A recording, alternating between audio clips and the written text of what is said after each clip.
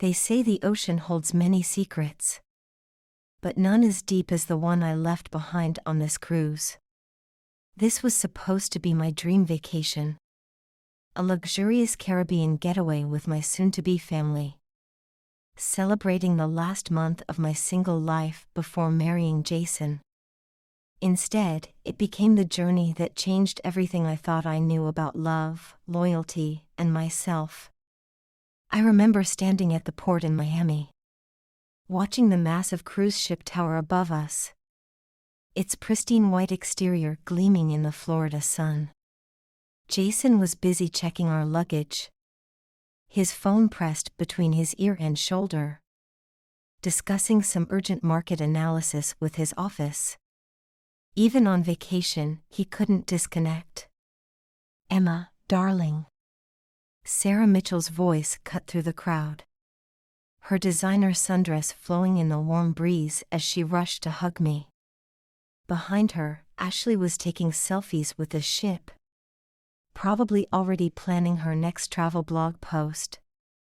And then there was David, Jason's father, walking with that quiet confidence that seemed to part the crowds effortlessly. He caught my eye and smiled. A warm, knowing expression that made my stomach flutter unexpectedly. I pushed the feeling aside, blaming it on pre-wedding jitters. The first few hours aboard were a whirlwind of activity. Our suite was stunning, with a private balcony overlooking the endless blue horizon. Jason immediately set up his laptop on the desk, muttering something about a client emergency. "Babe, you promised," I said, trying to keep the disappointment from my voice. "Just this one thing, Em. I'll be done in an hour, tops." I'd heard that before. Leaving him to his work, I wandered the ship alone, exploring the multiple decks, restaurants, and lounges. The Starlight deck caught my eye, with its infinity pool seeming to merge with the ocean itself. I found a quiet spot by the railing, watching Miami's skyline slowly disappear into the distance. "Penny for your thoughts?" David's voice startled me from my reverie. He stood there, casual yet elegant in linen pants and a light blue shirt. 2 glasses of something amber in his hands. "Old-fashioned," he said, offering me one. "Sarah's caught up with the spa schedule, and I thought you might want some company." I accepted the drink, grateful for the distraction. "Just taking it all in," I replied, gesturing to the view. "It's beautiful out here." "Indeed it is," he said, but when I glanced over, he wasn't looking at the ocean.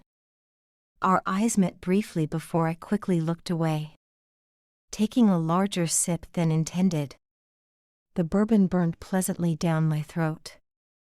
"How's the wedding planning going?" he asked, leaning against the railing beside me, close enough to talk comfortably, but maintaining a respectful distance.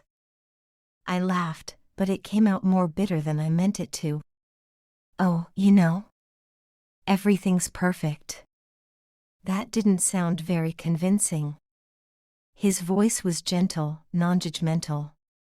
Some thing in his tone made me want to tell him everything. About how Jason had barely participated in any of the planning. How he'd missed 3 cake tastings due to urgent meetings.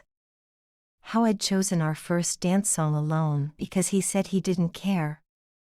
But I couldn't. He was Jason's father.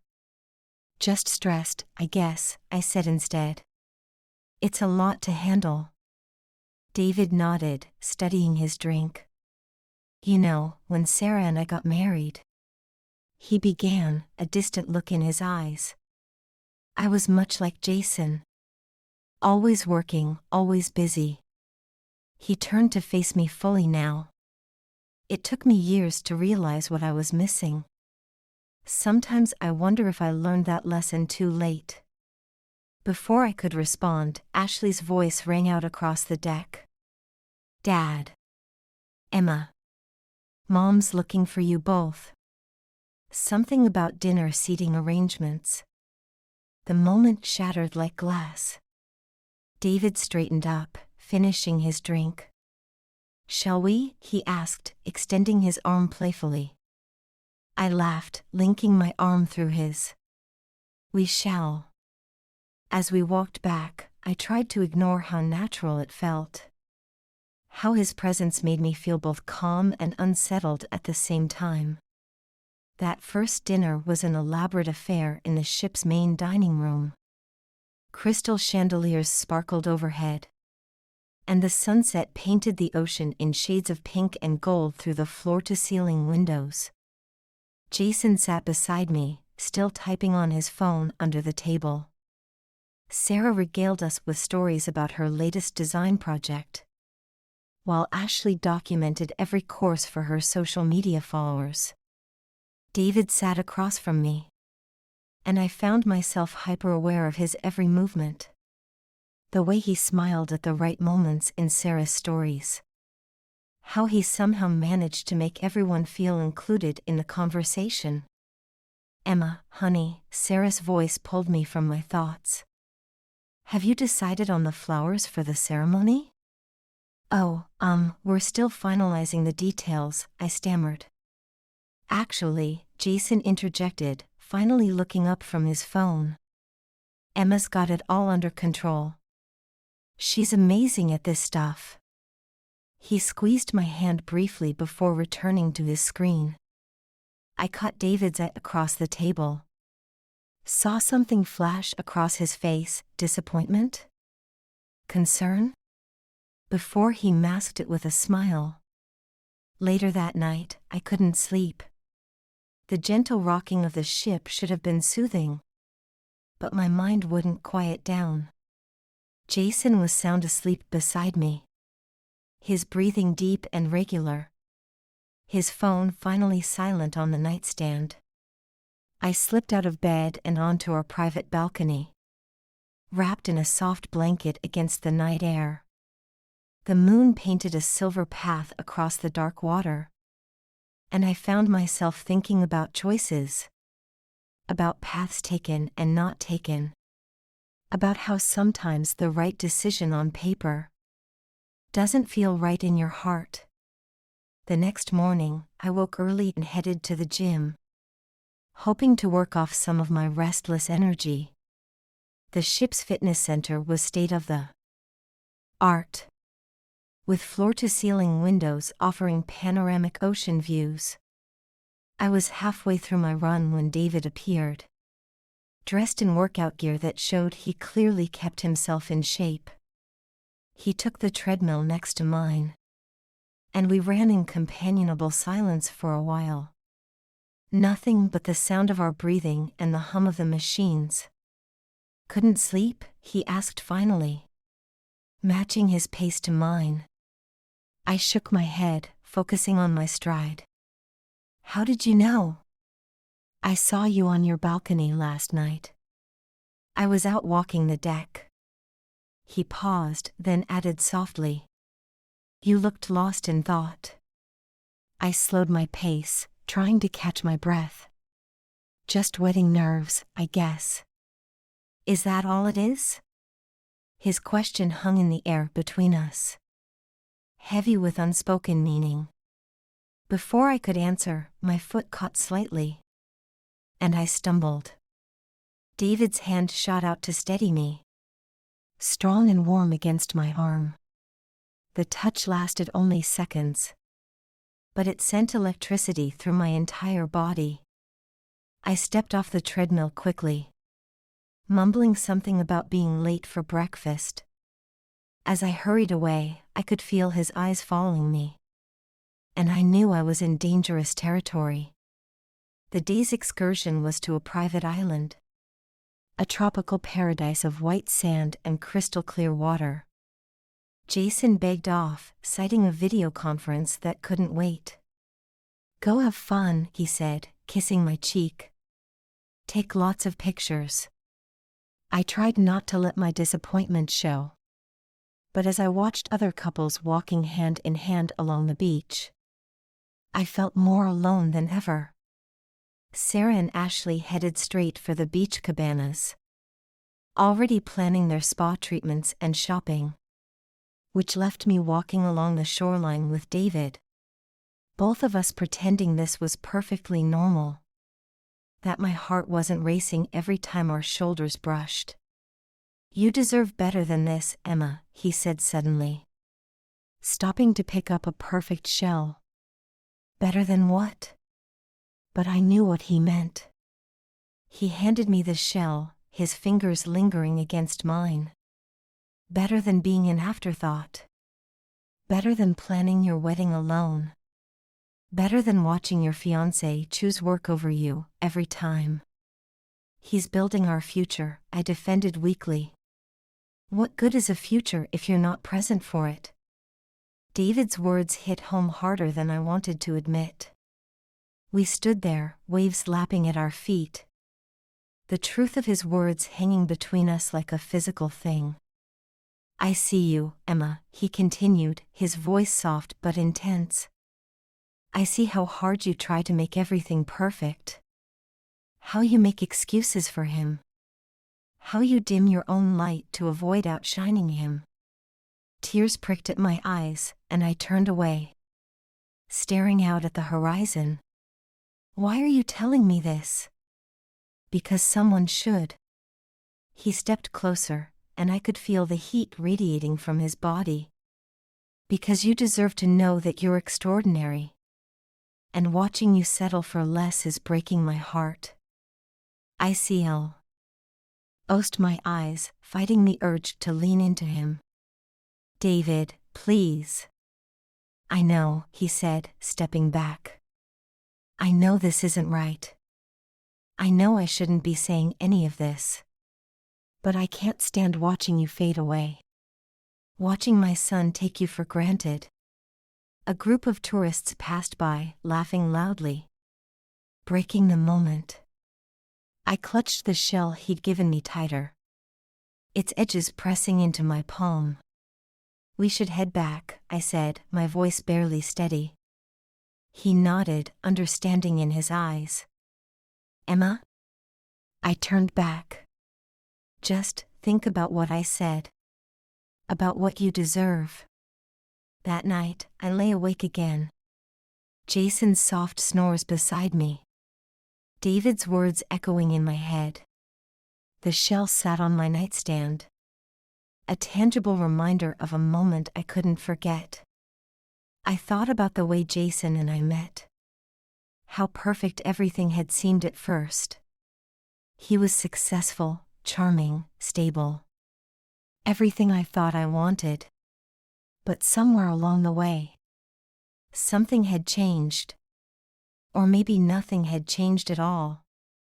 Maybe I was just finally seeing clearly.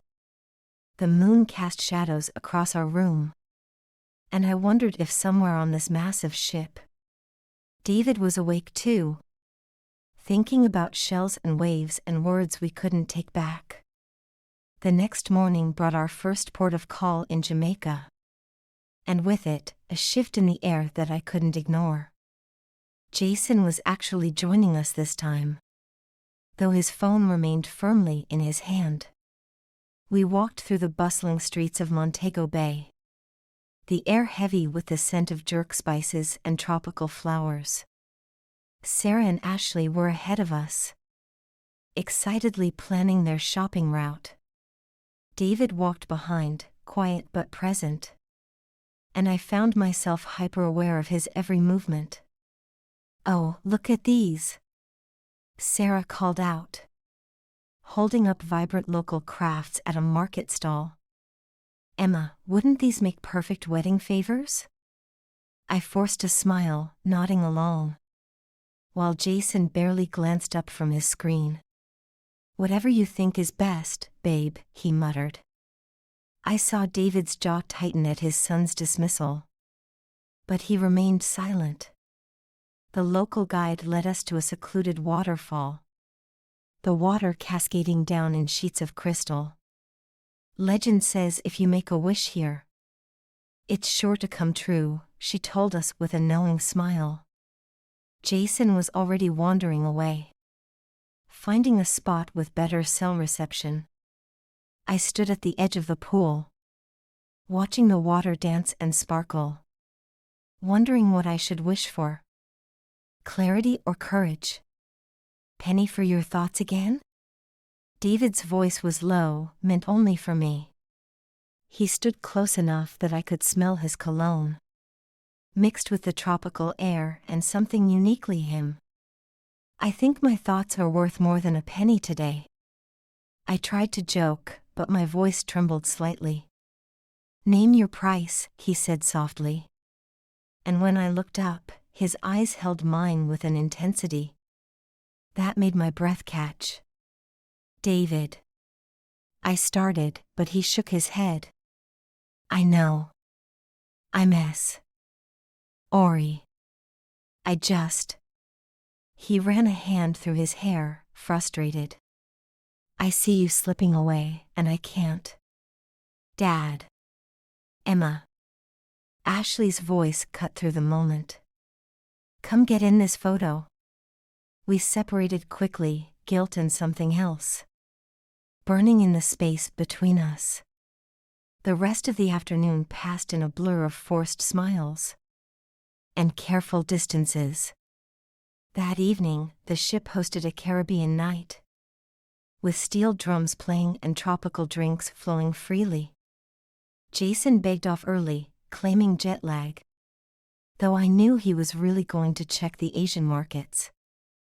I should have gone with him, should have been the dutiful fiancé.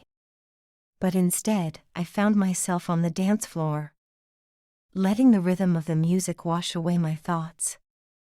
Sarah and Ashley were dancing nearby, their joy infectious and pure.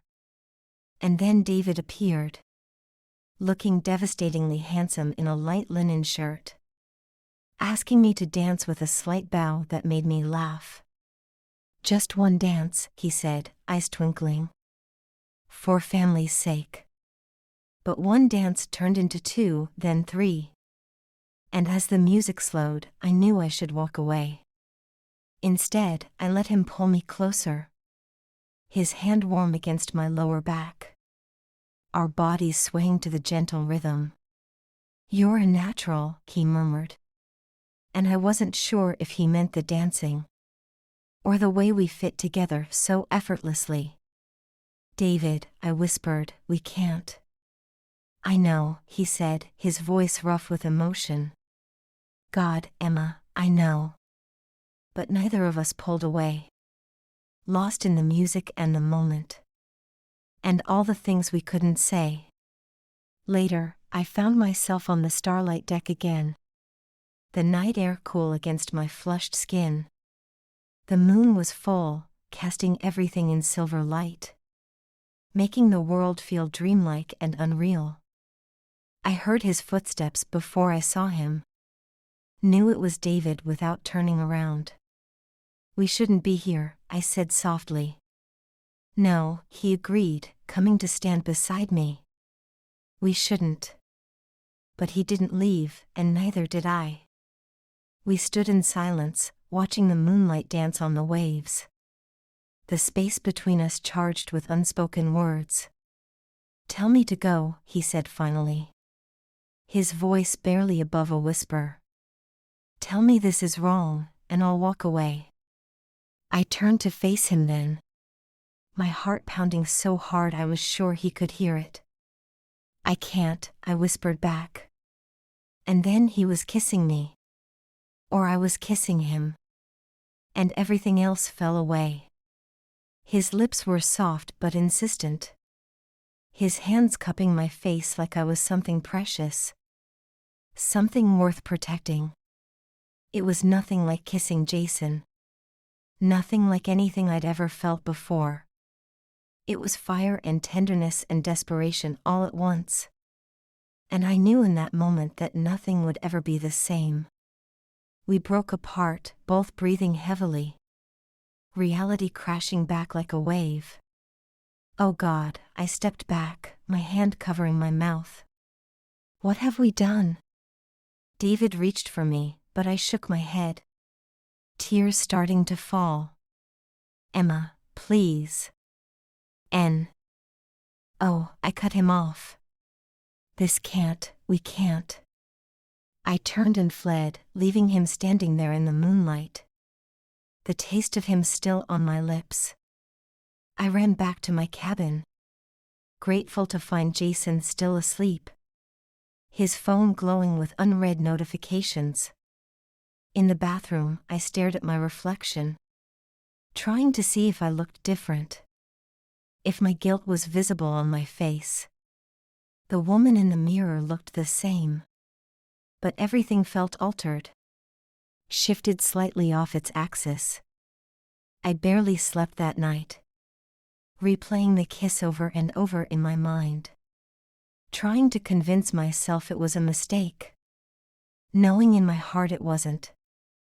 The next morning, I avoided everyone, claiming a headache when Jason suggested breakfast. He didn't push, just kissed my forehead, and headed off to another conference call. I ordered room service and sat on our balcony, watching the waves and trying to make sense of my life. How had everything become so complicated? A week ago, I was sure of my path, sure of my future with Jason. Now, every certainty had crumbled, replaced by questions I was afraid to answer. A text from Ashley pulled me from my thoughts. Beach party on deck in 10. No excuses. I considered ignoring it, but I knew hiding wouldn't solve anything. So I put on my swimsuit and a cover-up, fixed my face into what I hoped was a neutral expression, and headed up to face whatever came next. The pool deck was crowded with passengers, music pumping through speakers, the smell of sunscreen and tropical drinks in the air. I spotted Sarah and Ashley by the pool, but my eyes automatically searched for David. He was there, talking with some other passengers, looking completely normal, completely in control. Only when our eyes met briefly across the deck did I see the storm brewing beneath his calm exterior. I spent the afternoon carefully orchestrating my movements, making sure we were never alone, never too close. Jason appeared eventually, phone finally tucked away, and wrapped his arms around me from behind. "Miss me?" he asked, kissing my neck. I forced myself to lean back against him, to act like everything was normal, while across the pool, David looked away. Always, I lied, and felt another piece of my heart crack. That evening, we had dinner at the ship's specialty restaurant. All of us dressed up, playing our parts perfectly. Jason was attentive for once, holding my hand on the table, and I wondered if he sensed something was wrong, if he was trying to mark his territory. David sat across from us again, every inch the proud father, but I could feel the weight of his gaze when no one else was looking.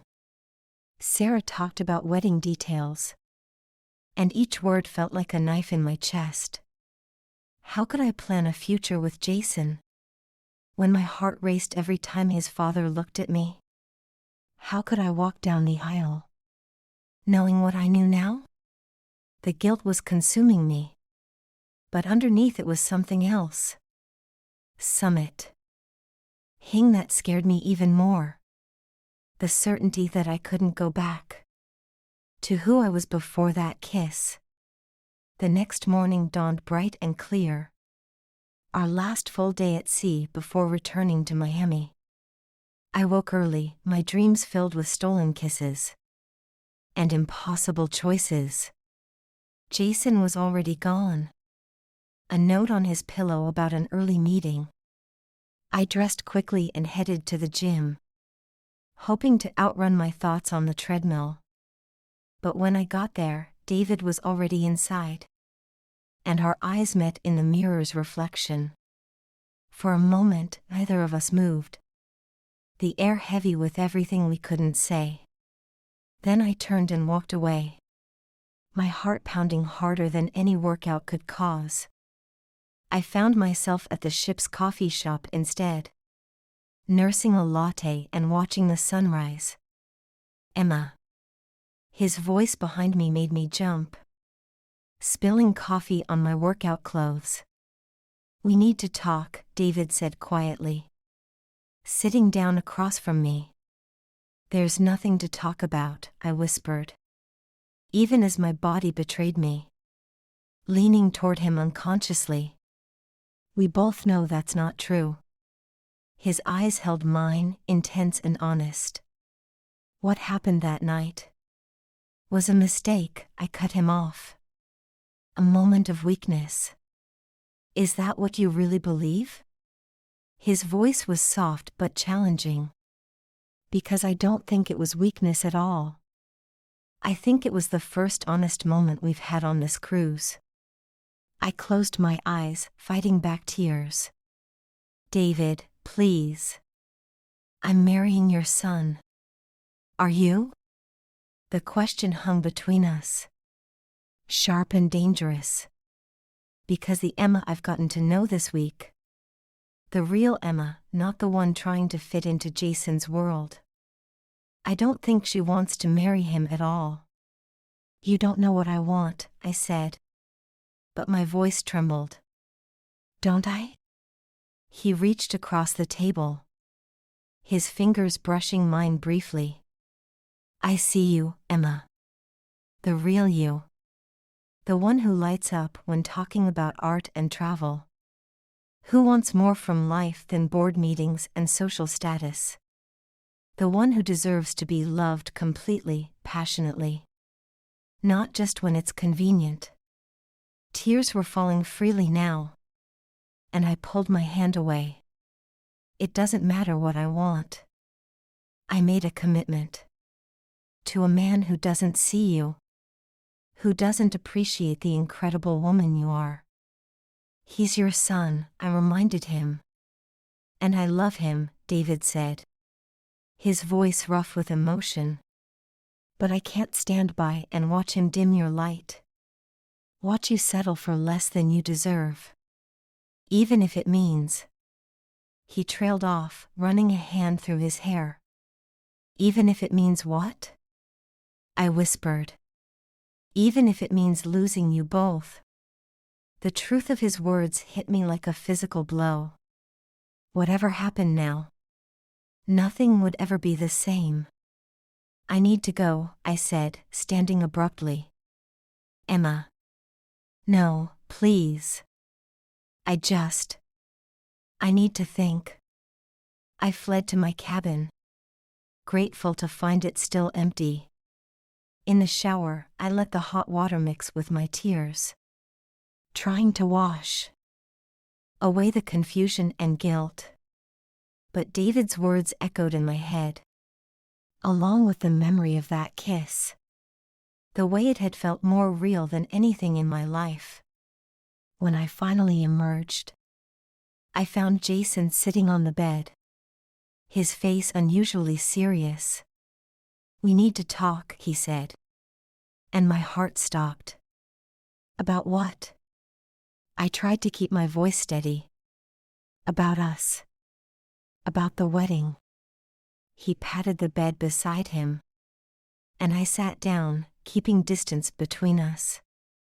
I've been thinking, he started, about how distant you've been lately. And I realized, I haven't been fair to you. I held my breath, waiting. I've been so focused on work, on building our future, that I forgot to be present in our now. He took my hand and I fought the urge to pull away. I want to do better, Emma. I want to be the man you deserve. His words, so similar to his father's, yet somehow hollow in comparison. Jason. Let me finish. I've made some decisions. I'm going to cut back on work. Be more involved in the wedding planning. I want to make this right. He smiled at me, hopeful and earnest. And I felt my heart breaking. Because I knew, in that moment, that it wasn't enough. That it would never be enough. I can't marry you. The words came out before I could stop them, hanging in the air between us. What? Jason's face went blank with shock. I'm sorry, I whispered. Tears starting again. I can't do this. It's not right. We're not right. Is there someone else? The question hit me like a slap. Guilt churning in my stomach. No, I lied, hating myself for it. This is about us. About me. I'm not the person you think I am. And I can't pretend anymore. Emma, if this is about work. It's not. Or it's not just that. It's everything. We want different things. Different lives. And I've been trying so hard to fit myself into your world that I've lost sight of who I am. He stood up, anger replacing shock. So you wait until now? A month before our wedding? To decide you don't know who you are? I'm sorry, I said again, knowing how inadequate it was. I never meant to hurt you. He laughed bitterly. Well, you did a pretty good job of it anyway. He grabbed his phone and wallet, heading for the door. Jason, please. Don't, he cut me off. Just don't. The door slammed behind him, and I collapsed onto the bed, sobs racking my body. I had done it. I had blown up my entire life. Hurt the man I was supposed to love. And for what? A forbidden kiss? A connection I could never act on? But even as the guilt threatened to drown me, I felt something else. Relief. Like I could finally breathe again. Finally be myself. I didn't know what would happen next. Didn't know how to face David or Sarah or Ashley. But I knew, with absolute certainty, that I had made the right choice. Not for David. Not for any potential future with him. But for myself. Because sometimes the bravest thing isn't staying. It's knowing when to walk away. End.